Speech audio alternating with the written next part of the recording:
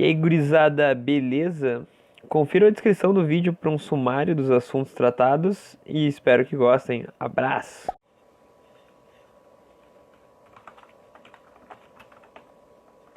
E aí, gurizada, tudo bom? Vamos em breve, estamos esperando agora o Chilton vir aí. Ah, é isso aí, vamos interagindo aí, vamos conversando. Mas deixem perguntas pra ele aí, a gente vai esperar só ele chegar aí. Sinta-se à vontade.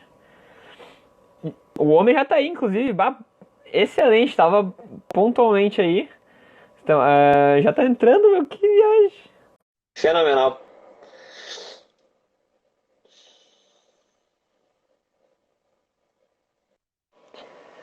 E aí, meu querido, tudo certo, tudo bem? Como é que tava a pizza ontem?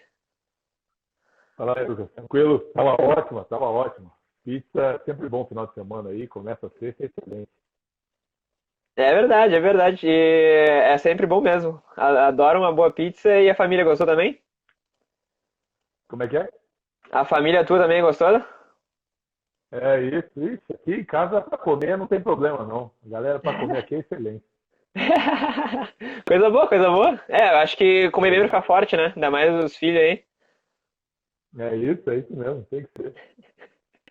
Mas então tá, agora o pessoal vai entrando aí, eu vou te apresentar pra eles então. A gente tá aqui com o Chilton Alessanco, não me deixa falar errado aí se tiver algum problema. Alessanco dos Tá Santos, tranquilo. fam- certo? Então tá. Famoso Chiltão da Massa, eleito por voto popular o pivô da seleção da história do NBB. Não é fácil conseguir esse título aí. Ele vai contar um pouquinho pra gente que ele achou, o que ele achou disso, como é que foi a reação dele. Mas, e aí, Chilton, tudo bem contigo? E como é que tá o clima aí, tudo certo? Tudo tranquilo, tudo tranquilo. Primeiro, boa noite para todo mundo aí, né? Obrigado pela audiência, galera que está entrando aí. Obrigado pelo convite, Lucas. Pois é, ficou legal, ficou bacana aí, gostei da maneira como é que foi aí, né? Ser lembrado, né? É sempre bacana. Fiquei muito feliz, na verdade, assim, apesar da galera ter realmente todo mundo contribuído aí a família aproveitou e chutou o balde, né? A família aproveitou a quarentena e chutou o balde. O que eu vou dizer? Hetzheimer 30 aqui com a gente já é o Rafael? É algum. Sabe qual é a conta, não? Peraí, falhou aqui, cara. Falhou aqui, eu não sei se é a minha, se é a sua.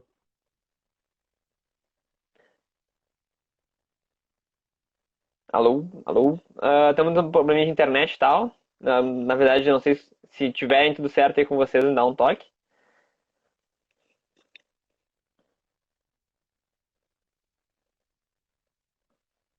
Alô, alô, alô, alô. Tamo de volta, tamo de volta. Tava Fala aí. falando, a princípio tudo certo aí de novo. Tava falando aqui que tá com a gente aqui o Redsheimer 30, o Rafael, que tudo indica, tá com a gente já aqui. É isso, é isso. Ah, Esse aí não é, devia estar aí, cara. Esse aí devia estar fazendo outra coisa. o que é esse aí que tá fazendo aí, Esse aí Chilton? devia Conta pra estar fazendo gente. churrasco, procurando outra coisa para fazer. Entendeu? Mas Tem aí mais o conta que pra gente fazer. aí qual é a relação de vocês, como é que vocês conhecem e tal. Cara, o Rafa é um grande amigo, né? A gente jogou junto em Bauru, os 2 anos lá, o ano que a gente foi campeão, aí ele saiu fora, e depois voltou. Só que, cara, o Rafael não vale R$ 1, cara.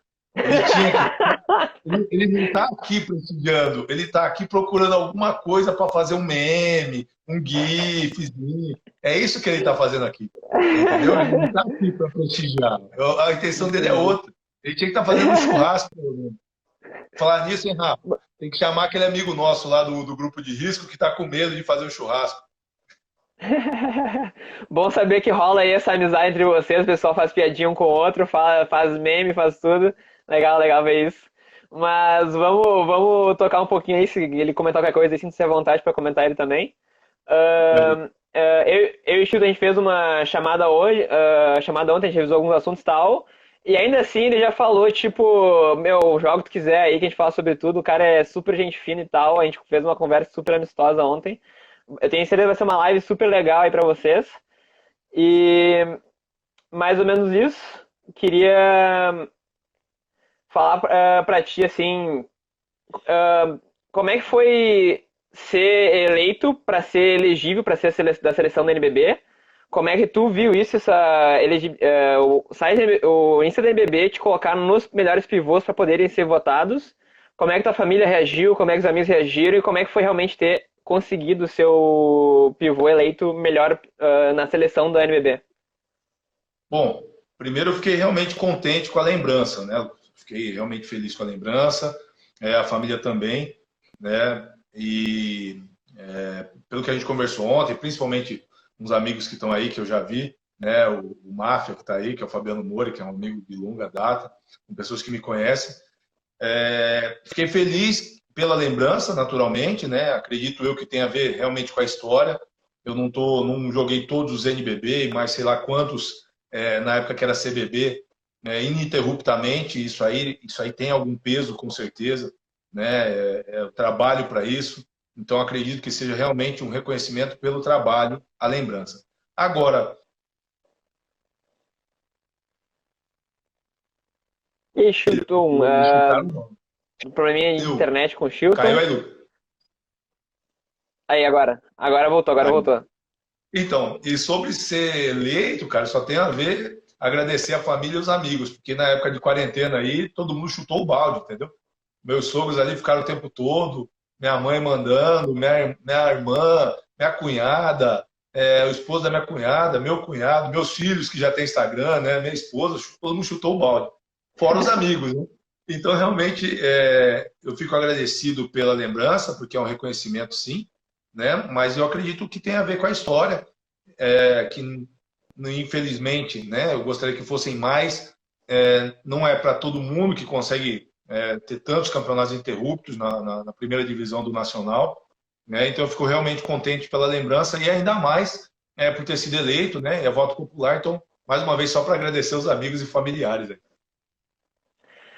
Como vocês podem ver, o homem aí é super humilde, agradecendo mais o pessoal que votou nele e tal, agradecendo aí o pessoal em volta, é muito querido. Mas eu queria que tu pudesse assim, resumir em algumas poucas palavras como tu caracterizaria tua carreira até agora e o que tu pensa assim, de estatística no geral em relação a rebotes, em relação a pontuação, etc e tal. Cara, eu primeiro que eu acredito que eu tenho uma carreira extremamente vitoriosa, né? Extremamente vitoriosa. Eu respeito muito a noção de sucesso de cada um, mas eu tenho uma carreira extremamente vitoriosa, porque eu quis jogar basquete na minha infância, né? Quando eu comecei a jogar lá no Mato Grosso, infelizmente, ainda hoje, é igual era quando eu saí, sem muita tradição de esportivo, sem muito incentivo aos desportistas em geral, não só aos basqueteiros, né? E eu fico muito contente porque eu quis fazer isso. Eu sonhei em ser atleta de basquetebol e eu sou um atleta de basquetebol. Então eu tenho muito sucesso na minha carreira. Tem gente que mede pelo dinheiro e a minha medida de sucesso é essa. Então eu acredito que eu tenho uma carreira muito vitoriosa. Lógico que eu tenho títulos por onde eu passei, eu sou muito feliz por isso também. E essas coisas dos títulos e acabam acompanhando algumas coisas da estatística e aí eu não consigo separar essas duas coisas, entendeu? Porque tanto os títulos coletivos, né, e quanto os títulos individuais, você depende também da sua equipe, né? Por exemplo, eu tenho muitos rebotes, eu sou conhecido por ter vários rebotes, algumas vezes eu fui reboteiro do NBB, fui reboteiro do antigo campeonato CBB também, só que todas as vezes a minha equipe, se não fosse a melhor, estava entre as melhores defesas do campeonato. Então não existe isso de você é um grande reboteiro? Sim, você tem que treinar, você tem que tá disposto, tem que ir em todas. É importante você saber o cara que erra mais, o cara que erra menos, o cara que chuta assim, o cara que chuta assado. Mas com uma equipe que tem uma boa defesa, uma grande defesa, que está sempre entre as melhores, a sua chance de sucesso, desse número ser mais destacado, é realmente enorme. Né? Então isso tem que ser valorizado também. Né? Eu não acredito que tem que só usar a estatística para ver um jogo, e aí eu falo por mim, porque se fosse assim, por algumas equipes onde eu passei, dependendo da função, os meus números não eram excelentes, mas eu ficava bastante tempo na quadra justamente por conta das coisas que tem no jogo que não entram na estatística. Né? É uma ajuda defensiva, é uma boa troca no bloqueio, né? uma boa defesa, avisar alguém que está tomando um bloqueio. Tudo isso é muito importante também para uma equipe. Né? Passar muito bem a bola, um passe, um bloqueio bem feito no ataque. Então, tudo isso é muito importante, né? Acredito que a estatística, naturalmente, ela tem que ser valorizada, sim, para você levar em conta e ver o que é melhor, o que é pior num outro jogador, em termos de adversário, mas ela está longe de ser o que tem de principal no basquetebol de hoje em dia. Vamos dar espaço agora um pouco nos comentários. Tem pessoal falando joga muito, grande Chilton, etc. Mas tem um comentário aqui do nosso Gaúcho, foi o nosso convidado aqui na live. Lembro do Chilton em Londrina, novinho, puro suco. Impressionado pelo vigor já. Quer comentar aí o Cara, homem? valeu, Gaúcho. Valeu, mano. Um abraço aí pro Gaúcho. E realmente, eu fui para Londrina logo depois de ter meu primeiro ano de adulto, né, no Pinheiros. Eu lembro que a gente não se classificou na época pro campeonato nacional, né, pro brasileiro, que era da CBB ainda. E aí eu fui emprestado para Londrina, né? E era uma época que naturalmente era obrigado a ter dois sub-19, dois sub-20 na equipe e um sub-18 tinha que ter na equipe, né? Sempre para viajar. Eu era um desses novos assim. Eu gostei muito da experiência. Eu joguei pouco, falo pouco em tempo de minutos de quadra, mas aprendi demais. Eu morei com o Pablo, que hoje é assistente do Franca, que se tornou um grande amigo, ótima pessoa, ele jogava ainda na época. E aprendi demais com o Mike Higgins, que jogou lá, que foi um americano, né? E ele foi campeão em 82 com o Lakers do Magic, né? E ele me ensinou demais na parte de ajuda defensiva, a maneira de se posicionar. Então ele é um cara que me ensinou muito isso, né? E principalmente era um cara que eu já treinava, eu já gostava de treinar, mas era um cara que na época ele tinha 35 anos e dias que ele jogava pouco ou que a gente tinha um grande espaço entre jogos e treinos, ele ia para academia 2 vezes. E eu achava inadmissível um cara de 35 anos ir para academia 2 vezes e eu com 21 anos na época e uma vez só. Então, Uhum. como ele já conhecia o Pablo, já tinha uma amizade e o Pablo a gente morava junto, eu naturalmente eu pedi licença, né? Lógico, era um cara mais velho. E ele, não, vamos junto, vamos malhar. E é um cara que malhava firme, malhava sério. Então eu aprendi muitas coisas, mesmo numa temporada onde eu joguei pouco, né? No Nacional lá em Londrina. Aprendi muito com esses dois jogadores também. Sim, coisa boa. E o Gaúcho não para de comentar aqui, falando que esse gringo jogava muito, muito Jogava mesmo. muito. E aí, um E abraço aí. Agora tem que mandar um abraço para quem entrou aí, porque aí esse também faz parte de ser ídolo, que é o Josuel.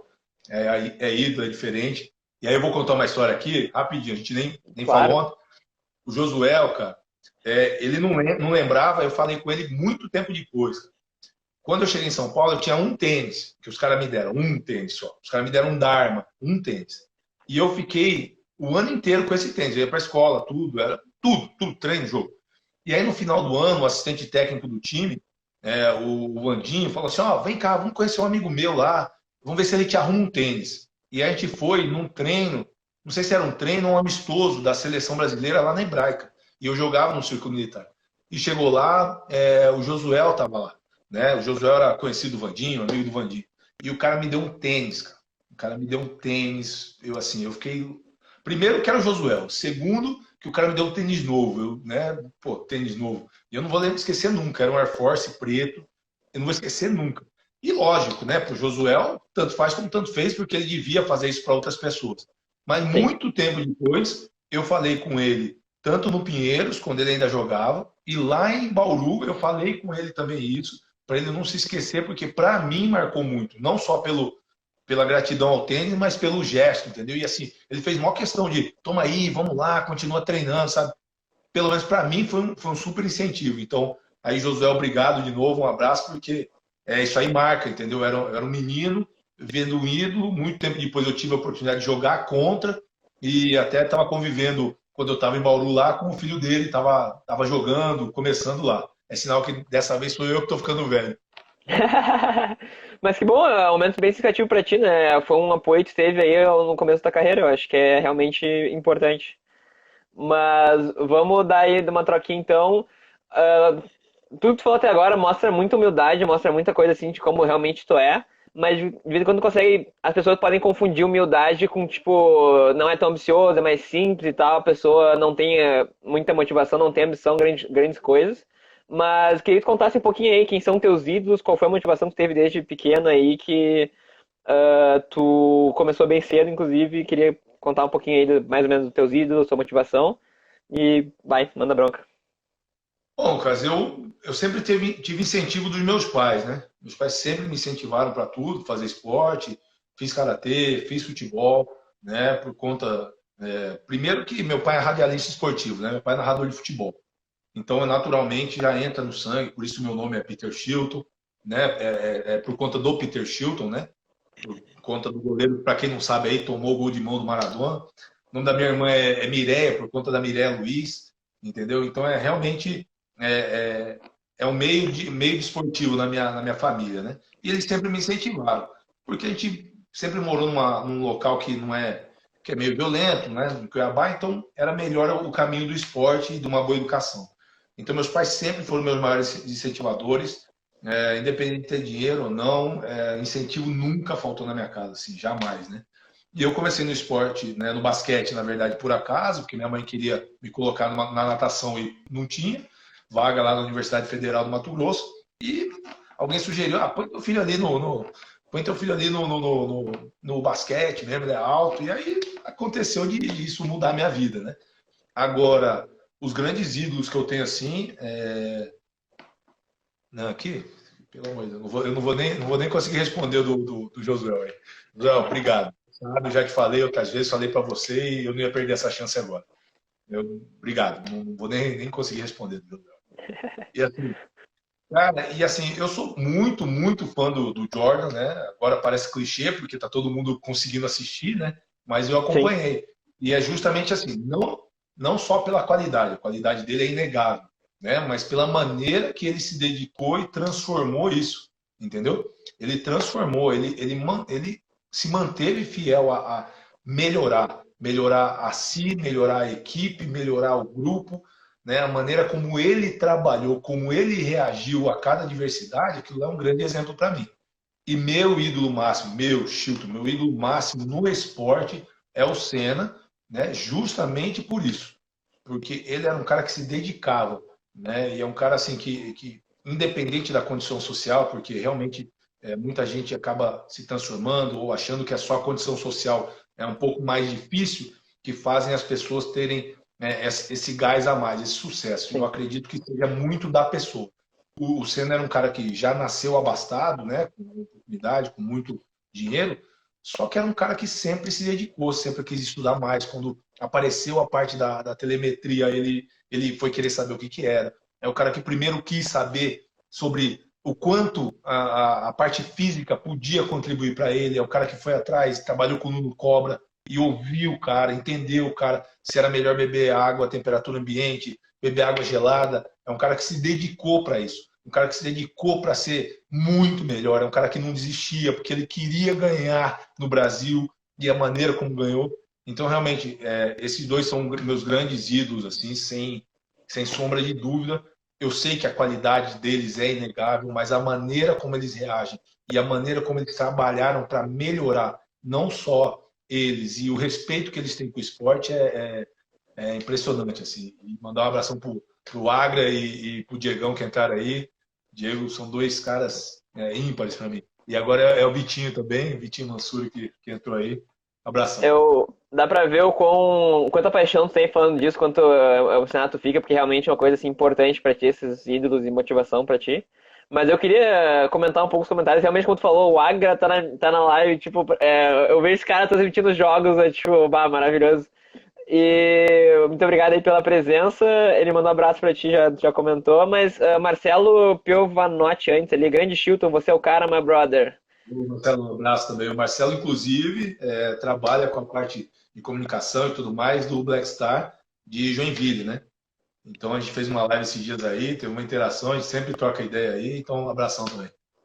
Dale, grande. Ah, tu já comentou, acho que os outros aí. Vamos pro próximo tópico, então. Vamos aí. Mas então conta pra gente daí, tu teve essa motivação desde pequeno, já esse ídolo, teve teus pais te inspiraram bastante, colocaram no basquete aí. Como é que foi essa esse começo de vida no basquete e tal, como é que foi a tua infância lá em Cuiabá, no Mato Grosso, e como foi esse começo de carreira aí pra ti? Cara, a minha infância, eu acho que a minha infância foi espetacular, né? Porque eu vivia indo para fazenda, né? Eu vivia indo para fazenda Pantanal, eu ia para o interior, né? Minha família, nós somos descendentes de índios. Então, assim, eu acho espetacular. Eu não sei se é muito legal, muito bacana, mas eu caçava, eu pescava, eu fazia espera, né? Para quem não sabe o que que é cevar lá para o animal, depois você ceva dias, semanas, e depois você vai lá esperar lá para fazer caça, esse tipo de coisa. Eu tive essa oportunidade de realmente brincar de guerra de fruta, entendeu? De roçar o terreno, enfiar a mão na melancia lá direto, milharal e tudo mais. Então, eu tive uma infância muito boa. Assim, eu tenho muitos primos, a gente sempre brincou muito junto, né? Todo mundo muito próximo de idade. Eu sempre tive uma família numerosa. Então, esse tipo de coisa, eu tive uma infância muito feliz.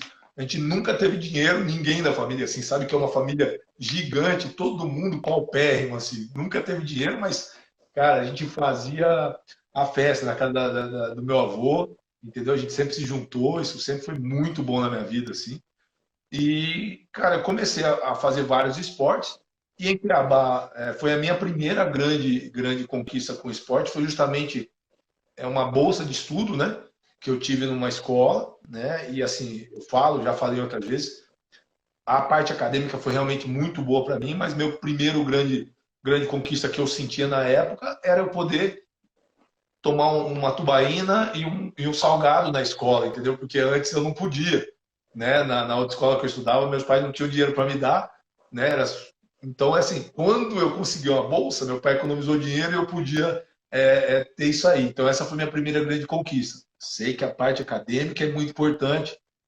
Sempre fui nerd, me orgulho de sempre ser muito estudioso, me orgulho, falo isso para meus filhos. Minha mulher é nerd também. Eu tenho um orgulho danado de falar que eu sempre fui nerd, né? Tenho orgulho danado. Inclusive hoje, sou nerd, geek, continuo lendo gibi, colecionando gibi e tudo mais. Eu sou esse tipo de pessoa. Só que a minha grande conquista na época foi o salgadinho e refri, entendeu? Então, assim, era difícil? Era, porque na casa da minha mãe não tinha chuveiro elétrico. Então eu tinha que pegar ônibus às 5 da manhã, para chegar às 7h15 do outro lado da cidade. Né? Eu tinha que pegar o ônibus às 5 da manhã. Então eu acordava às 4h30, né? A chaleira já estava no fogo, aí eu ligava lá, esquentava, o balde já estava pronto no banheiro, esquentava, tomando um banho. A hora que eu estava saindo, acordava minha mãe e ia para a escola. Fácil? Não era fácil, porque eu ficava o dia inteiro depois lá, né, na biblioteca e tudo mais. E depois eu chegava em casa todo dia meia-noite, porque era muito longe e o treino era muito tarde. Né? Os treinos eram depois do expediente vespertino da escola. Então, os treinos eram muito tarde. Então eu chegava em casa meia-noite para, de novo, 4h30 da manhã, acordar. E eu podia chegar atrasado 3 vezes no ano, eu cheguei duas. Uma que tinha uma greve eu não sabia, porque não é igual hoje, né? Tem internet, você vê no Twitter, essas coisas, movimentação. E outra que furou o pneu do ônibus. Né? Então, assim, nunca cheguei atrasado. Também é uma coisa que eu me orgulho. E depois dali, muita gente falou: oh, você tem condição, vai que você vira jogador e tudo mais. Aí eu falei pro meu pai, que trabalhava na antiga Transbrasil, né? Falei, pai, estão falando aí que eu tenho condição, eu quero tentar. Aí, um dia, voltando de um curso, meu pai estava em Brasília, voltando para Cuiabá, com escala para São Paulo, sentou do lado de um senhor e começaram a conversar. Conversa trivial de avião, né? E, por acaso, ele se apresentou e falou: oh, prazer, meu nome é Paulo Scheide, presidente da Federação Paulista de Basquete. Né? E aí meu pai falou: oh, justamente o senhor que eu estou procurando. Aí explicou a história. Meu pai pegou 4 telefones de clube lá e a gente, quando chegou em Cuiabá, sei lá, um mês depois do meu pedido lá, quanto tempo depois, falou: oh, filho, eu tenho uns telefones, vamos ligar. Aí 3 rejeitaram a gente logo de cara assim, né? Vindo do Mato Grosso, ninguém sabe quem é, não tem como saber. E só o Círculo Militar, na época, falou: ah, vem aqui fazer um teste. Né? E aí eu fiz o teste. Aí muita gente fala: nossa, que sorte danada. E eu não gosto dessa palavra, detesto a palavra sorte. Né? Então, sorte para mim é oportunidade encontra preparação. Então, lógico, uma coincidência grande de fatores, sim. Mas quando teve a chance de eu ir fazer o teste, eu estava preparado. Com 15 minutos de teste, já estavam dando uma ficha da federação para meu pai assinar, mas isso também era mérito meu, porque eu estava preparado para aquilo lá, né? Então, assim, esse início foi difícil de algumas maneiras, mas para mim foi bom, porque eu tive grandes conquistas, né? Pelo menos na minha visão eram grandes conquistas, né? Então foi bem bacana assim, esse começo, apesar das dificuldades. Uma grande história de sucesso aí, impressionante. 15 minutos de treino, pelo amor de Deus, eu preciso desse cara aqui jogando Assim, basquete. Mas o que eu vou dizer? Eu leio alguns comentários aqui ainda. Diego Silver falando: o Chilton é um cara ímpar, grande ser humano, grande pai, grande marido, pai excepcional. Um grande homem, sem dúvidas. Eu vou te entregar aqui, tá, Chilton? Ontem ele tava sendo super humilde e tal, e ele meteu uma, tipo, eu não sei se eu sou um grande jogador, mas eu sou um grande pai. Te entregando aqui pro pessoal, se quiser comentar aí pra gente como é que é ser pai e tal, e O essas dois Diego, pimpolhos que tem aí. O Diego ele tem vários, tem canal no YouTube, ele trabalha na área restritiva, que você deve conhecer, é o Diego que está aí. E ele fez uma entrevista aí de uma vez, né? Porque meu filho, o meu mais velho, jogava com ele, entendeu? Jogava com ele agora no Corinthians ali. E aí a gente estava conversando disso, eu falei, cara, eu falei exatamente isso, porque eu sei mesmo, nisso eu sou bom mesmo, eu sou pai bom, cara, com todo respeito, sem parecer babaca ou demagogo, eu sou bom pai mesmo. Eu sei que eu sou chato pra caramba às vezes com meus filhos, mas eu sou um pai excepcional. O resto eu já não sei, sempre tento melhorar como marido, como amigo, como jogador, mas pai eu nasci para isso. Coisa boa, coisa boa. E agora veio pra cidade grande, veio pra São Paulo, te assinaram aqui não era clube profissional, né? Era um clube menor. Social. É, o círculo Isso, militar. isso. Aí depois, fica à Pode ir, vontade, pode fica à ir. vontade. Fica à vontade. O quadro tu já pintou, né? Tu veio do Mato Grosso, o pessoal não leva tanta fé assim, não tinha nenhuma tradição no basquete. A gente mais tarde fala sobre isso também mais especificamente. Mas dia chegou em São Paulo, o pessoal te assinou lá, como é que era a situação, como é que era viver lá e tal, manda bronca. Cara, na verdade, eu cheguei em São Paulo para fazer o teste no final do ano de 96, né? E aí eu fiquei, fiz o teste, foi um dia só. Nós chegamos 3:30 da manhã, que era o horário do voo que chegava em São Paulo, né? O voo de Cuiabá a São Paulo, chegava 3:30 da manhã. E eu fui treinar, acho que era 2 horas da tarde e tudo mais. Enquanto isso, o dono da equipe, na verdade, o diretor da equipe lá, ele me levou à casa dele, me levou ao Morumbi, né? Eu nunca tinha ido ao Morumbi, eu sou São Paulino. Ele levou a gente para almoçar e aí eu treinei às 2 da tarde. Fiz o teste, passei no teste naquele dia, só que eu só voltei no outro ano, né, em 97. Aí eu lembro exatamente a data, que é 23 de janeiro de 97, que é o aniversário do meu pai, né? E aí eu cheguei para jogar exatamente no dia 23, né, para treinar assim, no primeiro dia. E nos primeiros meses eu morei numa edícula atrás da casa do diretor lá, né, nos primeiros meses ali, muito bem tratado. Só que era longe também, né? Para quem conhece São Paulo, eu morava, era lá na ponta da Zona Sul e eu jogava no Círculo Militar, que é nos Jardins, é longe demais. E eu estudava ali também. Aí logo depois, acredito eu que depois de uns 4 ou 5 meses, nós mudamos, eu mudei para embaixo da arquibancada do Ibirapuera. E para mim era espetacular de logística, porque dava os 200 metros do clube, né? E aí eu mudei também de escola, estudava na Paulista, então dava para eu ir a pé para a Paulista. Aí já dava uns 2 quilômetros, mas pô, dava para ir a pé, né? E naquela época, principalmente, hoje em dia é importante, mas naquela época economizar tudo que pudesse era essencial, né? Então, assim, esse começo foi bom, só que quando a gente mudou para lá, nosso jantar era até às 6 da tarde, né, no clube. E eu ficava no clube o dia inteiro, cara. Ficava no clube o dia inteiro. E aí a solução era, a gente não tinha muito dinheiro, umas mães arrumaram pra gente lá uns tapué, né? E a gente comprava os miojos. Só que a única coisa que tinha pra gente era o chuveiro, né? Que era bem quente lá. A gente quebrava o chuveiro, quebrava o miojo e colocava na água do chuveiro ali. E isso aí foi meu jantar de 2 anos e meio. Sou agradecido demais por ter tido miojo, agradecido demais por ter tido isso, por nunca ter passado fome, mas eu não como mais miojo hoje em dia, não. Hoje em dia eu não faço questão. Meus filhos adoram, minha esposa também, mas eu não faço mais, não. Entendeu? E assim, É, de novo mostrando o quão humilde tu é, falando sobre a história do miojo e tal, comeu por 2 anos e pouco, e tipo, como atleta é estranho porque não tem nutriente assim, né? Aí é complicado, eu acho, ser um atleta baseando tua dieta em miojo, mas era o que tinha, né? Era o que tinha, era melhor do que não ter, entendeu? Então, assim, na verdade eu falo, e não é, eu não quero incentivar a alimentação ruim, não é isso, tá? Mas assim, na época eu nem achava que era tão difícil assim, porque justamente por eu ter, eu não achava que era tão difícil, né? Nossa senhora, como é complicado comer miojo. Eu já estava muito contente de ter o miojo, né? Então isso aí por si só já me deixava razoavelmente satisfeito. Não incentivo, não acho que é o ideal, mas era o que tinha. E eu sou muito agradecido por ter isso aí, né? Por ter isso aí. Então eu posso falar, eu nunca passei fome. Passei alguns apertos, mas fome, graças a Deus, nunca passei. Graças a Deus e a muitos amigos, muitas pessoas boas que eu encontrei no caminho, né? Porque isso realmente eu não tinha como fazer, porque meus pais não tinham dinheiro para me sustentar dessa maneira, né? Porque no Sim. meu primeiro ano lá eu não ganhava nada. No primeiro ano em São Paulo. No segundo ano era para a gente ganhar R$ 150, o clube pagou 2 meses e não pagou mais. Né? Então, assim, eu sempre contei com boas pessoas. Muito, até depois, já no adulto aí, que eu passei algumas dificuldades.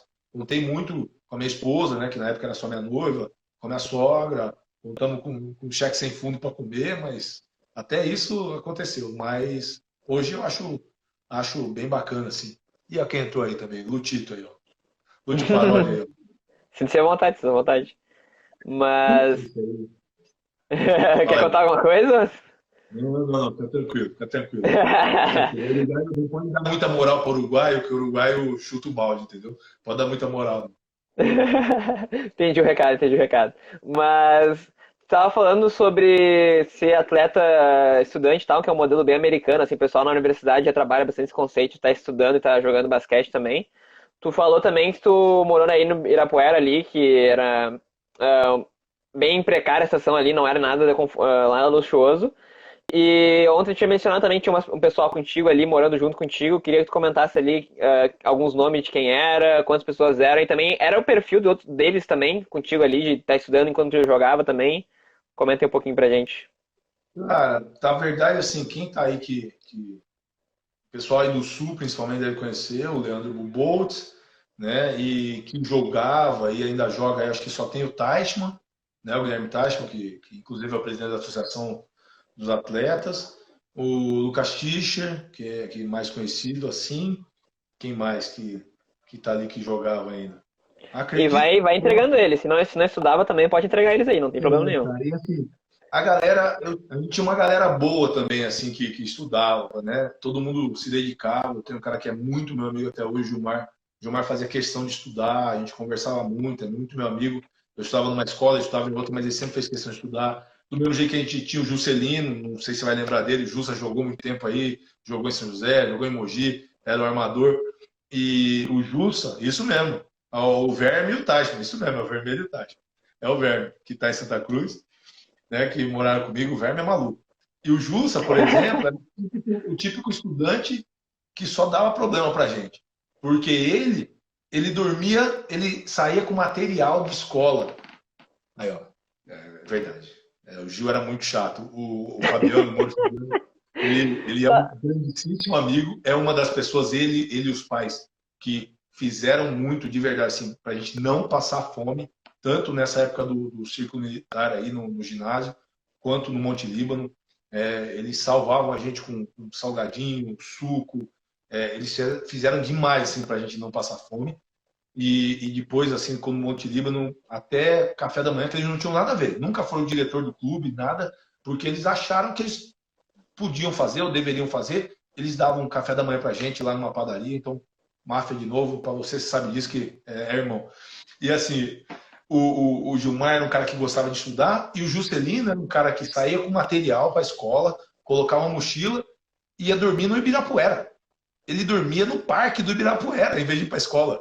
Em vez de ir para a escola, ele dormia. Ele estendia um lençol dentro da mochila lá e levava o lençol, abria e dormia lá, cara.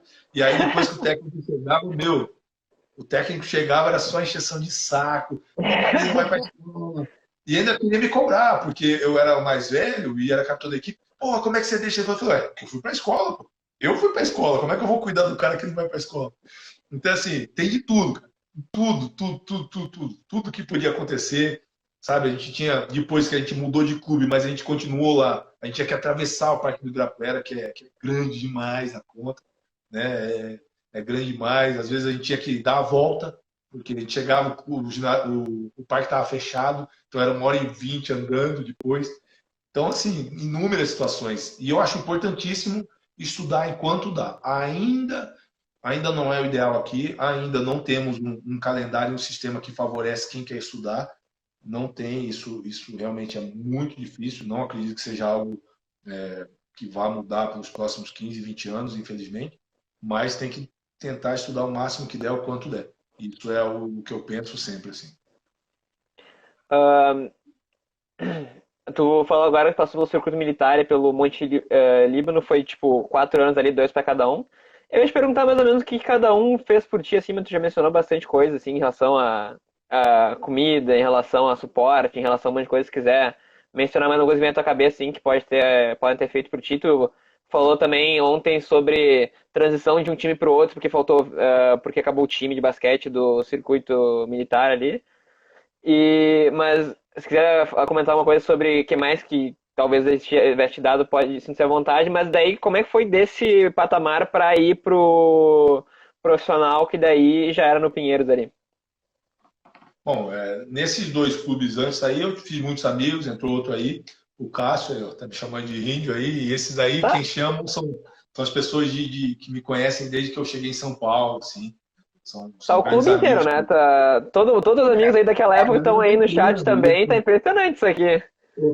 É que assim, o Cássio ainda era um pouco mais velho na época, assim, mas muita gente, cara, que ajudava, né? A mãe do Cássio, e assim, eu joguei muitos anos com o irmão dele e com os dois primos dele, né? A gente jogou muitos anos juntos. Então, assim, são amigos de longa data que ajudaram demais, assim. E são lugares que me ensinaram a crescer de todas as maneiras, né? E a transição, cara, foi justamente assim. Quando eu fui para o Pinheiros, que foi realmente ter uma equipe profissional, eu acho que não foi tão difícil, porque eu estava habituado em querer trabalhar. A grande mudança foi justamente jogar, né? Justamente jogar no profissional, jogar no adulto. Eu sempre tive focado em treinar, mas né? Eu tomei um choque assim logo de cara, porque no primeiro treino acho que alguém me derrubou no chão e eu fiquei muito bravo, cara, porque eu não gosto de chão. Eu faço jiu-jitsu, eu gosto de chão quando eu estou treinando, né? Quando eu estou treinando, eu sou faixa azul de jiu-jitsu, eu aprendi a gostar de chão quando eu comecei a fazer jiu-jitsu, mas eu não gosto de cair no chão. Isso aí não é Sim. para mim. Eu fiquei muito bravo assim. Aí o preparador já tinha falado, né? Falou, não, nós vamos treinar, você vai ficar forte e vamos lá. Eu nunca tinha feito isso, assim, uma academia desse jeito, porque nunca me fez falta, né? E assim, muito por questão de falta de conhecimento, na verdade, né? Nunca me fez falta, eu nunca tinha treinado assim. Então, a transição física foi uma coisa assim que logo de cara eu fui obrigado a aprender, né? Um beijo para minha mãe acabou de entrar aí, né? Um beijão para minha mãe, te amo, mãezinha. Saudosa presença. E e aí, assim, isso foi o que grande mudança, assim. Mas para mim foi bom porque a mentalidade, inclusive, era uma mentalidade de querer melhorar, que era um time mais jovem, né? Então era o Mar Cipriano, Guilherme Giovannone tinha acabado de voltar da Itália, Lucas Costa, Dudu e 6 moleques do juvenil, né? Eu, Juscelino, Éder, e o cara mais velho do time, na verdade, na época era o Gastão, né? Que tinha acabado, se eu não me engano, de sair de Mogi, e o resto era só moleque, assim. Então eu gostava porque, para mim, era excelente que eu chegava e eu era o sexto homem. Como jogava em sistema de triângulo, eu jogava bastante tempo. Então, foi Uhum. uma transição bem boa, porque eu tive muito tempo de quadra e tive ótimos atletas comigo que o objetivo deles era contribuir, né, ajudar. Então, realmente, isso me ajudava demais. A gente vai ver um pouco mais pra frente também isso, mas parece que sempre teve cercado assim de nomes importantes do basquete, até atualmente assim, consagrados. E impressionante isso. Tá, trajetória inteira teve nomes bacanas ao teu redor, aparentemente amigos teus também que levou pra vida assim, bem bem bacana ver isso. É Mas, porque, assim, vai lá, vai lá, vai lá. acredito que tenha muito de respeito, né? E eu falava muito assim, quando eu vim minha primeira passagem no Minas, tinha um time muito jovem, né? E eu falava para os meninos assim, você conquista respeito dentro da quadra, né, no meio do basquete, de dois jeitos.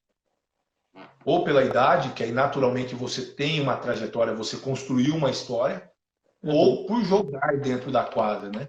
Ou por jogar, você tem que fazer o seu nome dentro da quadra, jogando. Não adianta você achar que é legal, muito bonito, muito simpático.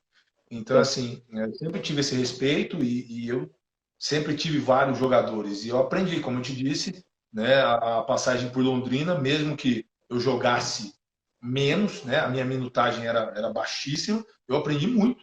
Né? Aprendi porque tinha grandes jogadores em volta e não existe absolutamente nada que você não possa melhorar ou aprender com 19, com 30, com 40.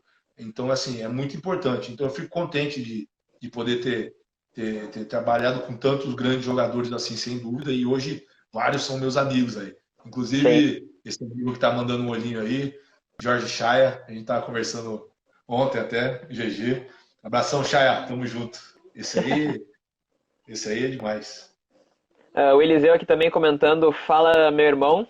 E Ah, o Eliseu a underline Eliseu. RR. Eliseu, abração, meu irmão. Dá um beijão na biga aí, dá um beijão na sua mãe, um beijão pra todo mundo. O Eliseu tem só. Me corrija aí, Eliseu. Tem só 55 irmãos. De verdade. Irmãos. Irmãos dele. Só 55 ele tem. Da mãe Vamos lá, Abigail vamos lá. lá Qualquer coisa comenta aí, Abigail, Eliseu. o Abigail lá em Joinville tem só 55.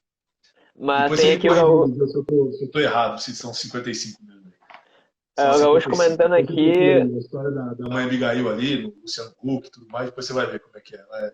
É diferente. Aí é uma família que eu tenho no coração lá, que enjoei de ir lá, eu, meus moleques lá, olha lá, 58 comigo. Obrigado pelo carinho. Tá vendo? Só isso. É pouca coisa.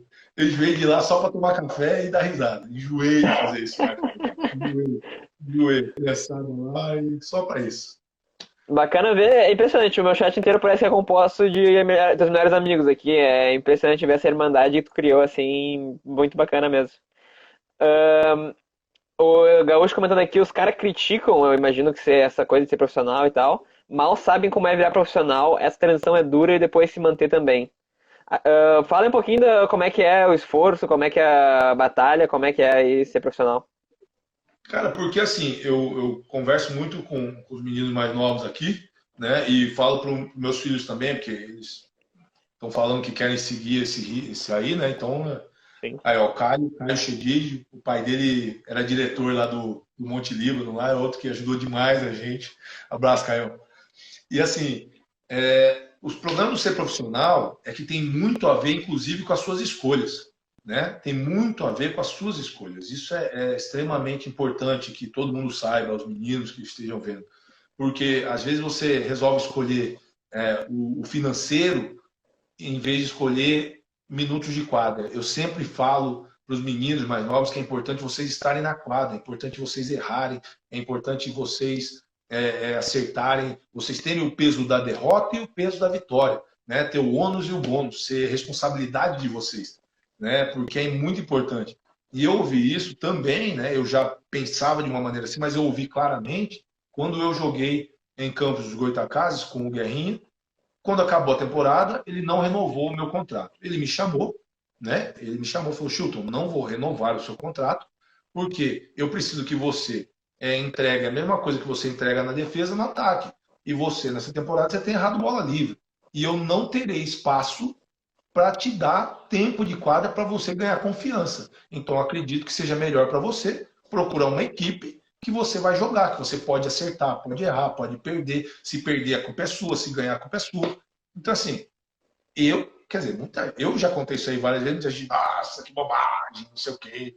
Eu achei um super conselho. E aí eu fui procurar jogar, porque eu tinha 21 para 22 anos na época. Eu fui procurar lugar para jogar. Saí de lá, fui para São Bernardo, né? Tive uma passagem no meio do caminho de Campos para São Bernardo. Fiquei 50 dias em Belém do Pará, jogando Paysandu. Pô, só fiz amigo, só amigo, cara. Só amigo até hoje lá, eles são meus amigos mesmo. E assim, e aí eu fui para São Bernardo e depois de São Bernardo, Joinville. E aí uma sequência grande assim, de muitos anos jogando, né? Para se realmente se firmar como jogador e tudo mais. Aí, ó, entrou Josias e Jefferson, são irmãos do Eliseu. Tá? Só pra você ter noção que se entrar todo mundo, aí bomba a live. Se entrar todo Vai mundo, cair a live aqui, tanta gente. é isso, é isso. Se entrar todo mundo, cai a live. Aí complica. Mas Entendeu? acho Então, que assim, teve tudo isso, né? Então é bacana. Acho que sim, tem dito bastante, a gente já tocou nessa tecla já, mas acho que não importa por onde tu passa, tu acumula amigos, aí acho que fala bastante teu caráter, assim, fala bastante quem tu é. E claramente o que tu procura bastante, por onde tu passava também, era aprender o máximo possível, era tirar o melhor da experiência, era se eu sou banco agora, o que eu posso fazer para ser titular um dia, como é que eu vou praticar e tal. E também, é claro, conselhos que foram te dando, assim, de pessoas mais experientes e tal, tu não levava, tipo, pessoal nem nada, tu realmente ouvia e tal, e tentava realmente aprender com as pessoas. Acho que é tudo que pode esperar, assim, para ser o melhor possível, assim. É muito bacana ver essa tua trajetória. Mas então, vamos voltar agora um pouquinho pro Pinheiros. Tu ficou 2 anos lá, eu queria que tu contasse um pouquinho, assim, qual foi tua melhor experiência no Pinheiros e a pior. Cara, bom, eu joguei bastante, é bacana demais, bacana, muito, muito bom. Joguei, aprendi, né? Cara, jogar é muito bom. A melhor experiência foi minha mulher, né? Eu conheci minha esposa lá, não tem o que fazer, eu tinha 19 anos, minha esposa tinha 16. Agradeço mais uma vez ao basquete. Basquete, tudo que eu tenho na vida foi o basquete que me deu. Sou muito agradecido e amo tudo que eu faço, né? E eu conheci minha esposa lá. Então, assim, além de ter jogado meu primeiro ano de profissional e depois ter conseguido lugar, eu tive, né, a felicidade de conhecer minha esposa lá e a gente está junto desde então. E também, né, para mim foi a grande experiência mais difícil assim. Eu rompi o cruzado lá e é uma lesão. Toda lesão para o atleta é muito ruim, é muito angustiante, isso é sem dúvida. Mas acho que o cruzado, ainda mais eu era jovem, eu não tinha uma carreira consolidada, então realmente foi onde eu passei muito medo assim. No dia, na véspera da cirurgia, eu fiquei com muito medo de verdade, né? Muito medo de não voltar a jogar, de não conseguir retornar a toda a aptidão física, técnica. Eu fiquei com muito medo mesmo. E eu tinha 20 anos na época, né? Acho que é natural também esse tipo de medo. Mas para mim foi o pior momento, assim, em termos de carreira. Foi Sim. muito difícil para mim. Foi com muito medo mesmo. Mas, em contrapartida, desde lá eu tinha minha esposa, né? Acho que a gente não era nem noivo ainda. A gente era noivo, Ruiva? Quando eu Participação marquei, especial. a gente não era nem noivo ainda, a gente era namorado, né? Eu tinha quase um ano de namoro, um ano e pouquinho, mas a gente não era nem noivo ainda e eu sempre tive todo o apoio da minha esposa, da família. Meu sogro entrou agora aí, seu Jorge, então eu tive todo o Tem apoio que da dar família da minha menção, irmã. né? Sempre tive todo o apoio deles também, porque aí imagina, minha família toda no Mato Grosso, né? Eu operei em São Paulo, né? Minha sogra entrando também aí, um beijo. Eu operei em São Paulo e fiquei muito tempo na casa deles, porque era mais fácil a locomoção e para cuidarem de mim, né? Porque eu fiquei um tempão, na época era 10 dias parado. Quem foi minha enfermeira foi minha cunhada. Ficou lá de enfermeira lá para mim, lá, cuidando de mim e da tia dela que estava grávida. Então ficou lá de babá lá para nós lá o dia inteiro. Todo mundo saía para trabalhar, ficou dois marmanjos e minha cunhada devia ter, sei lá, 12 anos na época, 13 anos na época, cuidando da gente lá. Então, assim, é uma experiência muito ruim, mas junto com uma experiência maravilhosa que foi poder ter encontrado a minha esposa. Eu acho que sim, eu acho que romper o cruzado pode ser um final de carreira pra qualquer idade, assim, qualquer momento. E tu ter isso no primeiro passo de carreira, tipo, pode ser algo assim. O medo é justificado, né? Podia ser o começo e o fim da carreira logo ali. Exato. Mas eu tenho que admitir aqui que se tu não falasse a tua esposa na melhor experiência do Pinheiros, eu ia te dar uma cutucada depois. Tava prontíssimo, assim, pra fazer isso. É, O Eliseu te cobrando de uma com a mãe outro dia. é isso, com a mãe dele, né? A Abigail, mãe dos 58 ali. Pô, eu acho que é um baita de um convite aí. Nossa senhora. O Bruno tá questionando e tal, a NBB foi cancelada essa temporada e tal, mas ele deve estar acompanhando a questão da NBA, tá voltando os treinos lá. Tem perspectiva de voltar aos treinos? Desculpa aí, entrei agora, talvez perdendo o começo da live, mas responde pra gente. Eu acredito que agora não tenha, porque está muito individualizado a questão dos estados e das cidades, né? Então, assim, acredito que não tenha perspectiva nenhuma. Por exemplo, aqui no Minas, eu sei que aí é um regulamento interno do clube, né? Não tem treino, não tem treino de nenhuma modalidade de alto rendimento até o final desse mês agora, né? Então, assim, eu acredito que as coisas ainda vão caminhar para um outro sentido de começar a liberar treinamentos, mas nós não temos perspectiva nenhuma agora. E aí eu não, assim, a gente conversa bastante, os jogadores, tem um que está em São Paulo, outro está no Rio. Na verdade, a gente não tem nenhuma perspectiva de uma abertura tão cedo assim. A única coisa que eu sei, por exemplo, eu conversei com um dos atletas de Bauru ontem e ele falou que lá liberou academia, por exemplo, que academia para o atleta é igual arroz com feijão, né?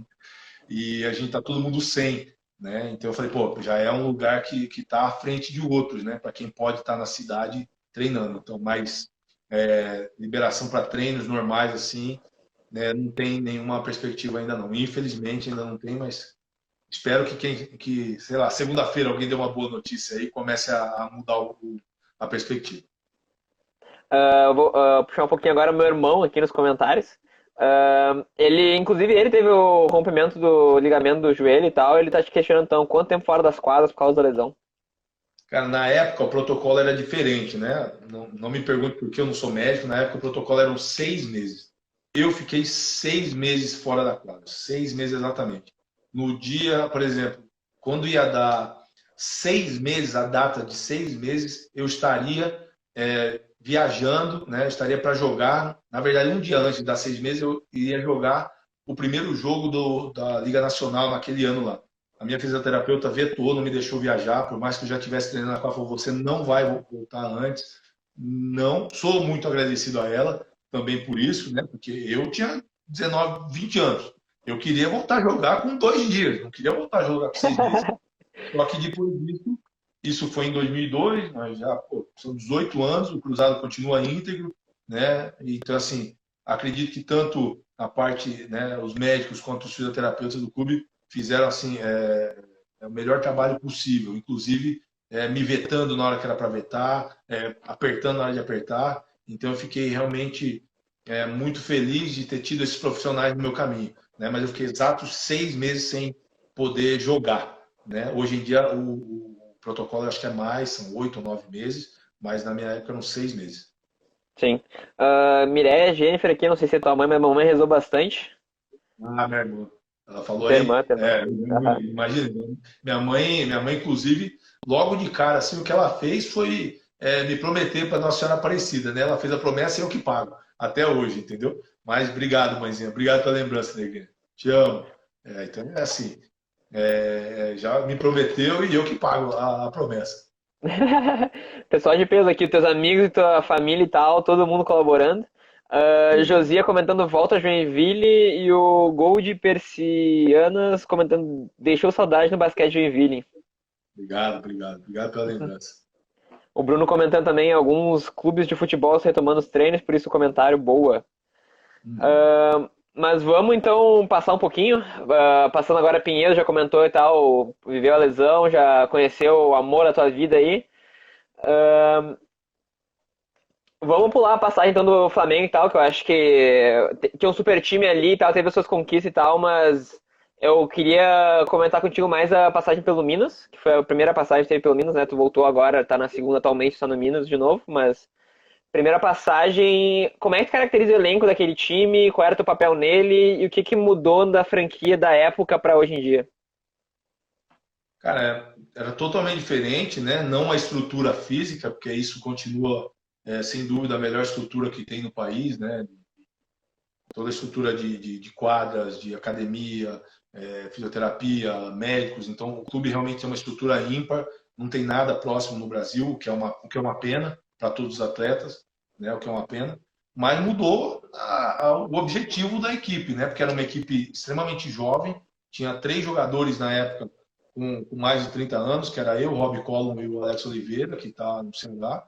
Só tinha 3 jogadores e o resto era a molecada da LDB, né? Era a molecada da LDB. Então, assim, eu vim na época como capitão da equipe, um dos mais experientes, e realmente o papel era outro, né?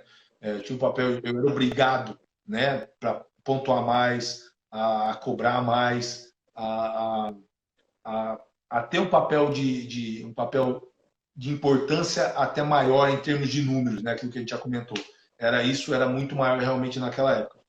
Eu acredito que foram 2 temporadas vitoriosíssimas, apesar vamos dizer assim, a míngua de títulos, porque nós tivemos 2 estaduais, nós ganhamos um, né? E já faziam acho que 10 anos que o Minas não ganhava. Só que nós não ganhamos nada no NBB, né? Mas teve um crescimento muito grande. Era uma equipe que no começo todo mundo não dava nada e realmente é uma equipe que foi muito bem. Eu falo que às vezes a vitória, né, o sucesso não é medido só na conquista em si do título.